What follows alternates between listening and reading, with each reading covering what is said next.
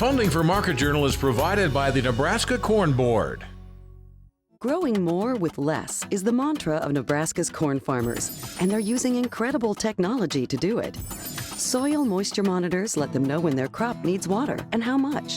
GPS systems eliminate overlaps in the field, saving fuel and money. New hybrids reduce the use of pesticides and increase yields.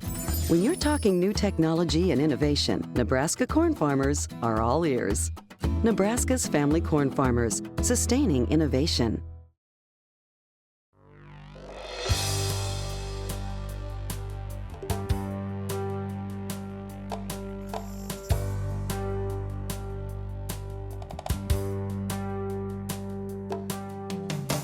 Market Journal, television for agricultural business decisions, is a presentation of the University of Nebraska-Lincoln's Institute of Agriculture and Natural Resources. Promotional support is provided by the Nebraska Farmer Magazine, and major funding for Market Journal is provided by the Nebraska Corn Board.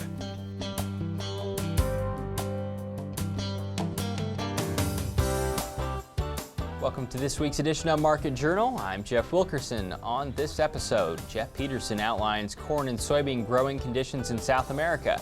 Kate Brooks recaps the USDA's cattle inventory report. Rick Rasby discusses nutrition during calving, and Dave Aiken talks about loan subordination. Jeff Peterson from Heartland Farm Partners is our corn and soybean market analyst this week. Brazilian farmers have begun what's expected to be a record soybean harvest. The country's CONAB, a public company under Brazil's Ministry of Agriculture, said Thursday it believes growers there will produce 100.9 million metric tons of beans, or about 3.7 billion bushels. The final tally for the 2015 soybean harvest in the U.S. was a little more than 3.9 billion bushels. CONAB's estimate would be a new high and about 5% more than Brazilian farmers brought in last year. It's also larger than the USDA's current projection for Brazil of 100 million metric tons. We talked with Jeff Friday morning about output there and in Argentina, but we began by looking at corn and soybean market movement over the last few days. You know, it's been an interesting week, Jeff. We started off the week higher. We ended up closing the week here lower. We're overall lower on corn and beans for the week, but it's actually been a pretty narrow trade. Kind of range bound in here has been the story for quite some time. One of the notable things that happened this week was the dollar, the U.S. dollar. The strength of it moved a little bit. Where did it go? You know what? For one time in here, we actually go lower. We're down 3% since last Friday.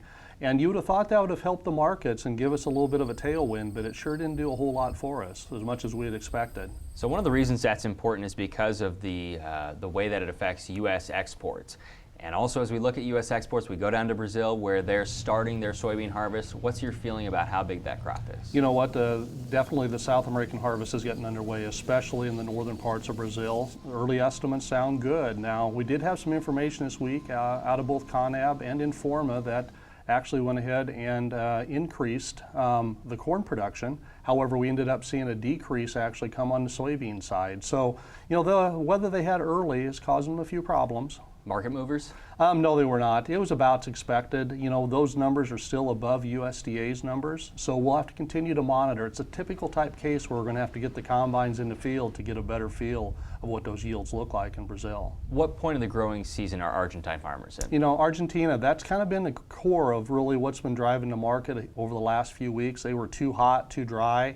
They ended up having that impact about 20% of the crop.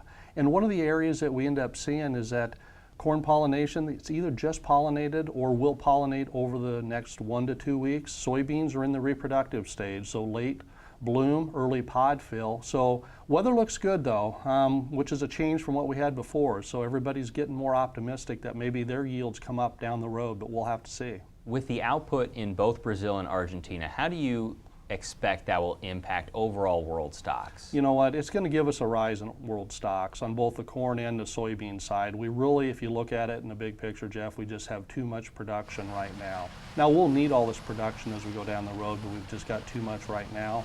What it's going to do is it's going to impact our exports. We're already seeing this. The numbers we ended up seeing this week on the exports was kind of the earliest we've seen some net cancellations in the recent history in here, and that's mainly because they think they're going to have a pretty good sized crop down there. The buyers are sitting back and impatient. They're being patient. They've increased their port capacities. So we'll soon have a steady flow of soybeans coming out of South America. Those world stocks, are they higher than normally they would be at this point in time, or at the end of the harvest that they would be? Yeah, we're expecting it's higher. As a matter of fact, on both the corn and the bean side, from just the stock perspective, it is some of the highest numbers we've seen. On the beans, it is the highest numbers we've seen. How much more weakness does this put into U.S. exports now that South America has begun its harvest? It puts some pressure. Going forward, I still think on the corn side we can still see some exports come. It was a good week of exports this last week, but on the beans, it's going to get to a point where bean exports are going to come down to a trickle, unless they have some port problems down there. We know they'll have some strikes, but it's going to really dramatically slow our soybean exports. You put on the snowshoes this week and went to the Iowa Power Farming Show in Des Moines. What was the feeling from farmers there? It's interesting. As we talk to guys, one of the biggest concerns is profitability, and that's what we hear all over with the farm shows. Everybody's concerned, are we going to get a bounce? They hope prices bounce down the road, so the profitability is a concern. Also, what are they going to do on corn and bean acres? There's some discussion about that, trying to decide which way they're going to go. Initial response is they want to go more beans until they do kind of the break-evens, and they kind of switch back over to the corn side and say, I think I might stay with about what I had on the corn side. Where's Heartland Farm Partners at right now with their strategy? Right now what we're looking at, this bounce we've had in here, and it's hard to believe, Jeff, this has been a bounce of about 25 cents in corn, about 35 cents in beans. It doesn't seem like it, but what we really want to do here is we do want to make some sales here. We'd like to be at about 70% sold on the old crop. And in this 368 to 373 type area, and then beans right in the area we're at right now. And then as we look out to new crop, we want to hold off yet. We probably aren't that interested in making any additional sales in new crop until we get to the 4 1/4 area on the corn side and really the 950 area on soybeans. To clarify that old crop sales strategy that you have there, that's for bushels that you have in the bin, but you're also willing to store some further into summer? It really is. It's overall, it's the amount of production. We'd like to be at 70% of the overall production. So if you've got some bushels that need to move here, by March, I'd move them on here. If you can hold on for a while in that last 30% of your production, then I'd go ahead and hold. I think we'll see some weather problems farther down the road. Next week, Roy Smith will join us to give his thoughts on corn and soybean markets. Nebraska Extension will hold update meetings next week for the Nebraska On-Farm Research Network. The research team will share results from the 2015 growing season at 4 locations: North Platte on Monday, Grand Island on Tuesday, Norfolk on Thursday, and Meade on Friday. We recently asked Nebraska Extension's Laura Thompson to explain what growers can learn by attending one of these events. We'll be covering a wide variety of topics, things like cover crops, planting populations, row spacing, fungicide applications. And this year we'll be looking at the results from Project Sense, which is our in-season nitrogen application project. Project Sense is looking at using crop canopy sensors to direct in-season nitrogen application in corn. And we're comparing that to the grower standard practice. We have 17 sites of that this year, and have seen some really positive results so far. You can find more information about the meetings, including exact times and locations, on the Market Journal website. The Nebraska On-Farm Research Network is sponsored in part by the Nebraska Corn Board. The USDA's first cattle report of 2016 shows nearly 92 million head of cattle and calves in the U.S. as of January 1st. That's 3% higher than a year ago. All but 3 states increased their inventories or held steady compared to January 1st of 2015. The only states to see declines were Delaware, Louisiana, and Maine. On Wednesday, we talked with Nebraska Extension livestock economist Kate Brooks for her analysis of the agency's latest estimates. I think we saw, as expected, we knew we were increasing the herds there throughout 15. We had less slaughter cows going to the market. We saw less heifers coming to the market. So we expected increases across the board, and we saw those going into this report. You said it's important to note that there were adjustments made to 2015 numbers, meaning what? Meaning we saw a lot of increases that were higher than what we had initially expected. And what we saw happen was a lot of the January 115 numbers were actually lowered or adjusted. So for instance, all cattle and calves came in at 92 million, up 3.2%. But those are larger than what was expected because the 15 was revised down about 650,000 head.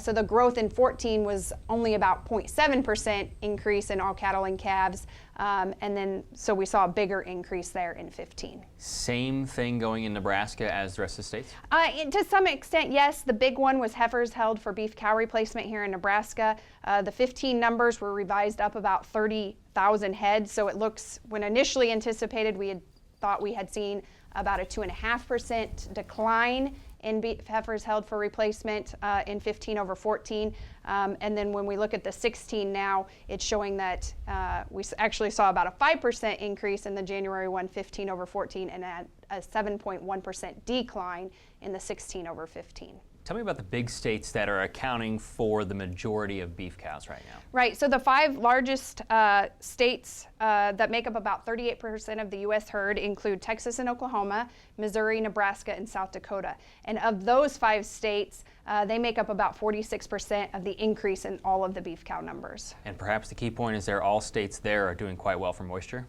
Yes, you know, those are a lot of the states in the plains that have really started to see some improvements in the last year or so in moisture conditions. So the key word with these inventory reports for the last few years has been rebuilding. What does this show about how producers have been rebuilding the U.S. cow herd? We've been rebuilding it at a rapid pace.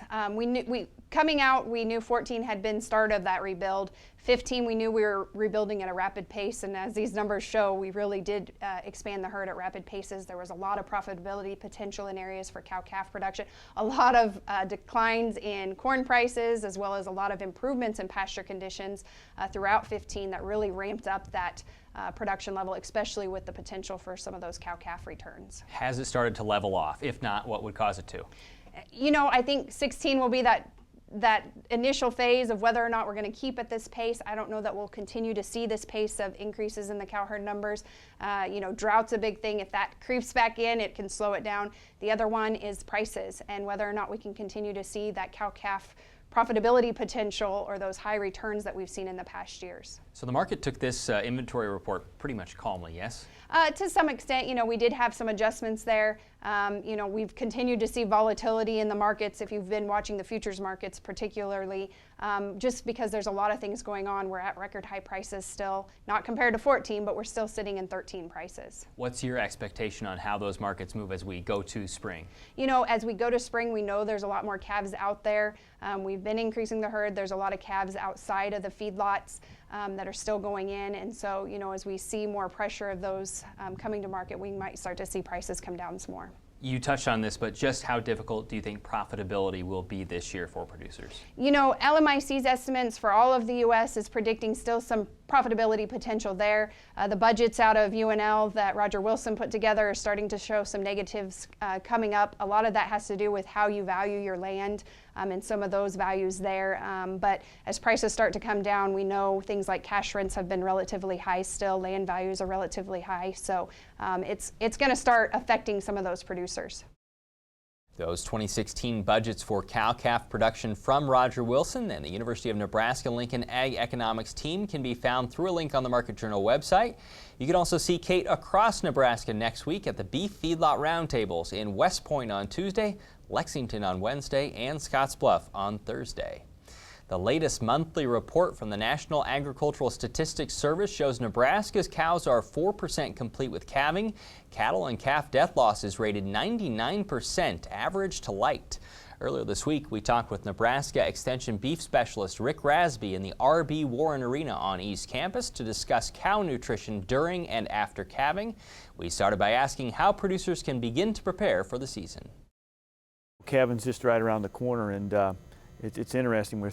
We're through January and you're right into February, and you know there's a lot of spring calving herds in Nebraska, and so the idea would be make sure you have all the supplies that you need. Hopefully you don't have to treat for scours, but make sure you have something there for scours. If you have a calf that doesn't get up and nurse, make sure you have some colostrum around, and probably the best colostrum source would be a source from within your own herd. If you got to go and get commercial colostrum, I'd sure visit with your veterinarian to see what he would recommend at that time. Some disinfectant, also probably some iodine around to make sure that you can treat the navels. And so have that calving barn cleaned up and ready to go. Hopefully you don't have to use it, but have it cleaned up and ready to go, and make sure you have your calf pullers cleaned and those kinds of things ready, so that if you have to use them, they're there and ready. Let's talk about nutrition. In this January, this winter overall has probably not been extremely favorable for a lot of animals out there. What kind of condition do you think we have cows in right now? You know, I go around the country and I see cows in pretty good shape, But I'll agree with you. It's been an interesting winter with all the moisture in December.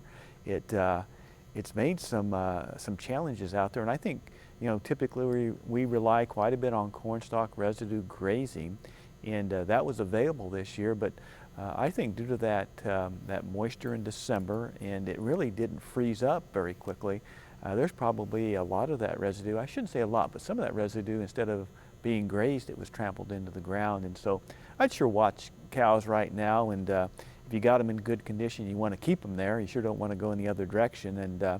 And the idea would be to monitor them, and as you get closer to calving, it'll be difficult to meet requirements on cornstalk grazing alone.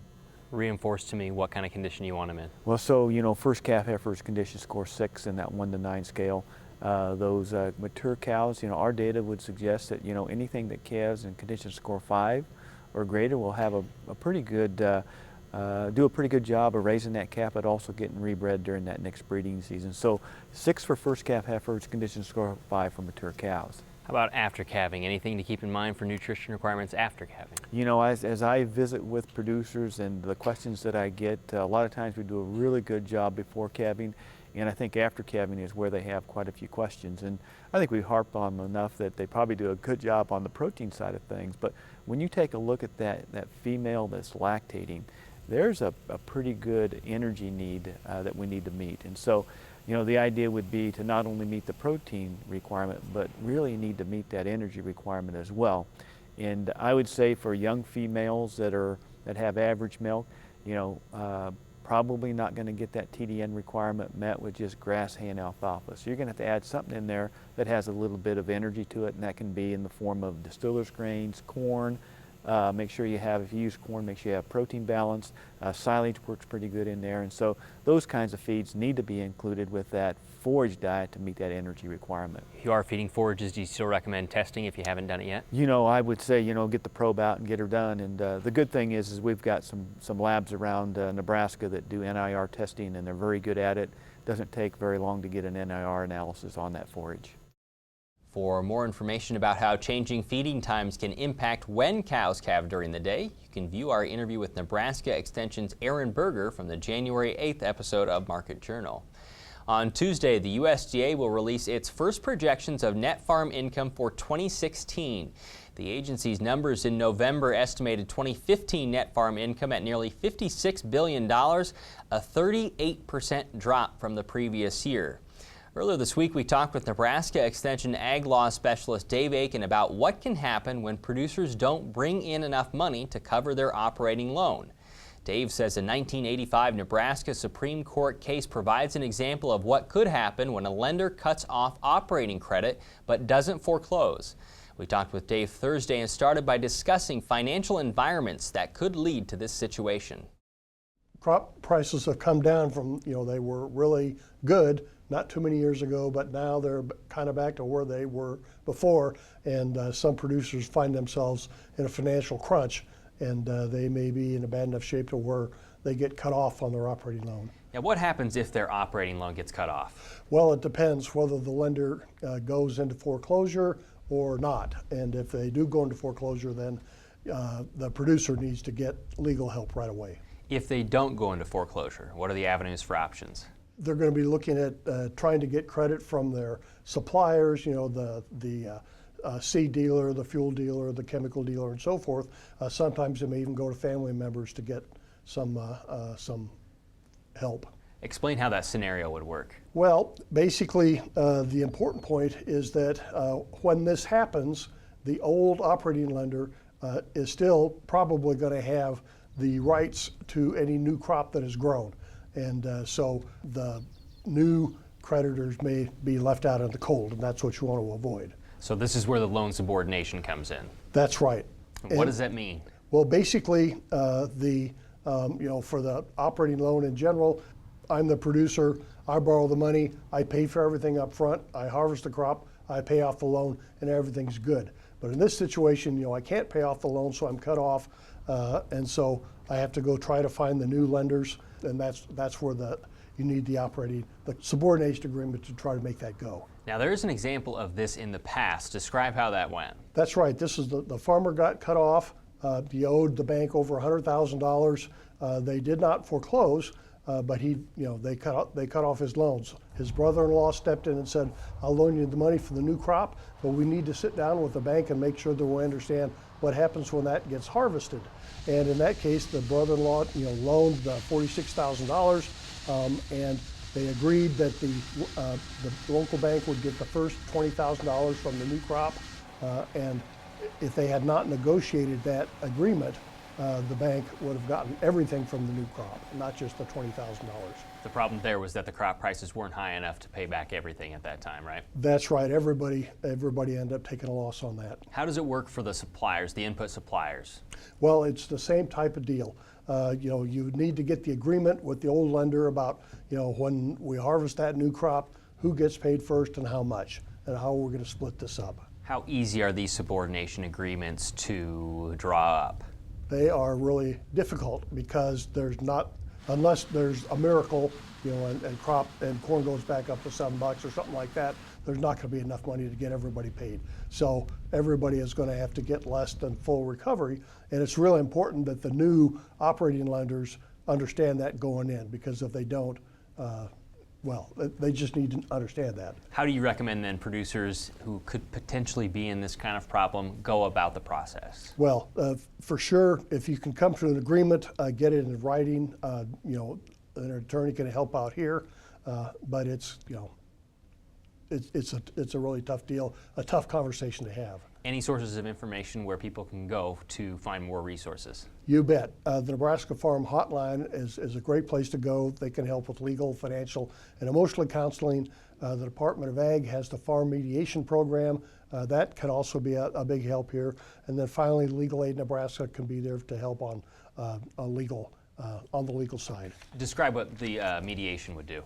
Well, in mediation, and we saw a lot of this back in the 80s when we went through this type of deal before, their neutral third party, they sit down and try to come up with a compromise that avoids foreclosure and bankruptcy, and they could help in this type of deal when they're trying to figure out how do we split this new crop proceeds among a lot of people. Okay, finally, Dave, is this situation any different for Farm Service Agency borrowers? Yes, they have a very precise and borrower-friendly process laid out, and so you just if you get this kind of paperwork from Farm Services, they'll tell you what to do, and you just make sure you meet the deadlines. On the Market Journal website, you can find links to Legal Aid of Nebraska, the Farm Mediation Service, and the Nebraska Ag Solutions Negotiations Program. You can read more about mediation in next month's Nebraska Farmer. This month's issue contains a recent article from Dave on losing operating credit. The February Nebraska Farmer also looks at Darrell Crook and his part of Nebraska near Rising City, where pasture acres are scarce. So instead of raising cow-calf pairs on pasture, Crook has been raising them under a roof for nearly 9 months. This month's magazine says it's a different system that takes a different kind of management and can be used in various ways depending on the resources available. In Crook's case, this means utilizing corn stalks, and ethanol co-products. To learn more about Crook's operation, you can check out the February Nebraska Farmer. Now, with this week's weather forecast, here's Nebraska Extension Associate State Climatologist Al Dutcher. Well, folks, here we again for the weekly forecast. During this last week, we dealt with a significant snowstorm across the center part of the country. We've seen some heavy precipitation across the Central Plains as we moved into Nebraska. Of course, it turned into snow, and we had anywhere from 12 inches to upwards of 18 inches in central Nebraska. Some of the totals dropped off into the 12 to 15 inch range as you got into northeast Nebraska. And as you push into eastern Nebraska, the snowfall totals dropped off rather dramatically. From Lincoln, where we received 7 to 8 inches around the city, to Beatrice, a drop off of nearly 7 inches, barely any snow to cover the ground in Beatrice. So a very sharp delineation, very juicy atmosphere with this snowfall, heavy wet snow. Many locations received well over a month's worth of precipitation in central Nebraska, pushing 2 months worth of precipitation in a single event. So the wet pattern continues with these major snow events.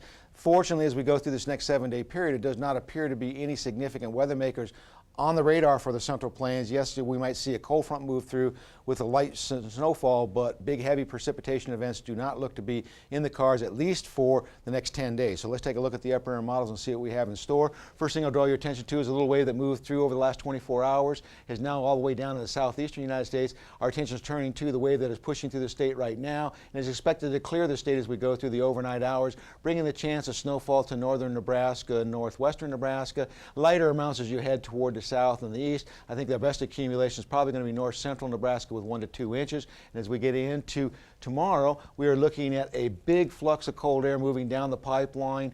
Thankfully, we don't have a big surprise in terms of very strong Arctic air coming down. That looks like it's going to shift toward our east. So the coldest temperatures will be confined to the eastern half of the state. We'll see much warmer temperatures around the western half of the state. We will have to deal with cloud cover with this jet streak coming down over our region and a few flurries, but overall, once again, no major accumulation expected. Now, as we get into Monday, this trough really strengthens over the eastern United States, bringing in some significant Arctic air from the Great Lakes southward into the lower Mississippi River Valley. To the west, we have a big ridge building over the western United States, and that will try to push its way into the western half of the state during the midweek period, bringing in some well above normal temperatures, at least to the western half of the state. So by the time we get to Tuesday, the system starts to move its way off the eastern seaboard. The ridge starts to build back in, so we're going to have a fairly nice day with temperatures well into the 40s across the west, and we're approaching the mid-30s here across eastern Nebraska. As we get into Wednesday, the ridge starts to push a little bit farther toward the northeast. This probably will be our warmest day of this period as we start to see another system moving down the pipeline as we get in Thursday, and here comes that system starting to make its way into the northern plains. That'll start to push some of this ridge back toward the southwest, cooling our temperatures ever so slightly. And as we get into Friday, here comes our next weather waker for next weekend, expected to slip through the state rather rapidly, once again forming a significant trough in the eastern United States and leaving us with a ridge on this back side of it that will build in and warm us up in the following week. So as we look at the 8 to 14 forecast from next Thursday to the following Tuesday, we can see the warmth starting to build into the central plains. And in terms of precipitation, once again, drier conditions to our south, and most of the moisture stays over the Great Lakes. Thanks, Al. Today's interviews can be found individually on the Market Journal website and through the Market Journal mobile app. They include information on corn and soybean markets, U.S. cattle inventory, cow nutrition during calving, and loan subordination. As always, you can keep up with Market Journal during the week by following us on Facebook, Instagram, and Twitter. Next week, Roy Smith will be our corn and soybean market analyst and will report from the 2016 Beef Feedlot Roundtable in West Point. Until then, thanks for watching. I'm Jeff Wilkerson. We'll see you next week. Join Market Journal online at marketjournal.unl.edu. You can also follow us on Twitter, Instagram, and Facebook. Promotional support is provided by the Nebraska Farmer Magazine, and major funding for Market Journal is provided by the Nebraska Corn Board. Market Journal is produced by the University of Nebraska-Lincoln's Institute of Agriculture and Natural Resources.